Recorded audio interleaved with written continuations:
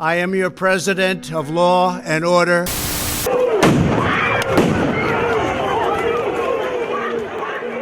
As protests erupt across America over the homicide of George Floyd, many police units have grown indistinguishable from the military in their equipment, tactics, and appearance.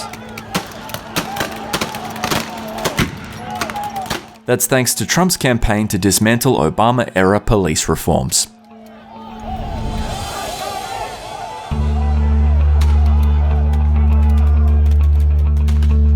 The militarisation of the police came in the form of the 1033 program. 1033 was created through the National Defense Authorization Act in 1997, which authorized the US Secretary of Defense to transfer military gear to state and local law enforcement. That's when US police forces started to look like the army.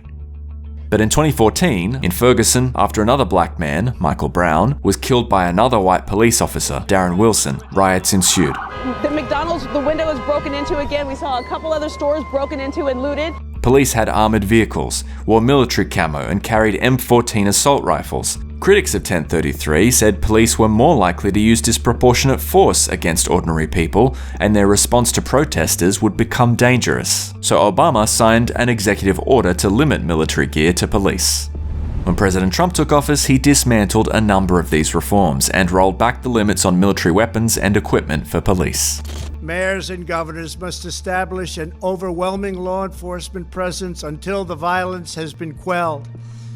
If a city or state refuses, then I will deploy the United States military and quickly solve the problem for them. Militarized law enforcement is the Trump administration's approach to civil unrest, but as predicted, the strategy is contributing to communities looking like war zones. Some police across the Floyd protests are abusing tear gas and rubber bullets in possible violations of international law. Increasingly, the police are trained to view the people in the communities that they're supposed to be protecting and serving as enemies.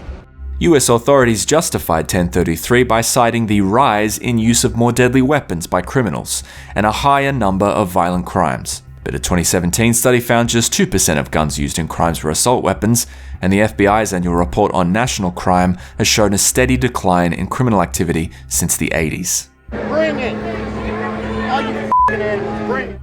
The 1033 program also has a sinister incentive scheme, a use it or lose it clause whereby all military weaponry loaned to police must be used within a 1-year period or its ownership reverts back to the Department of Defense.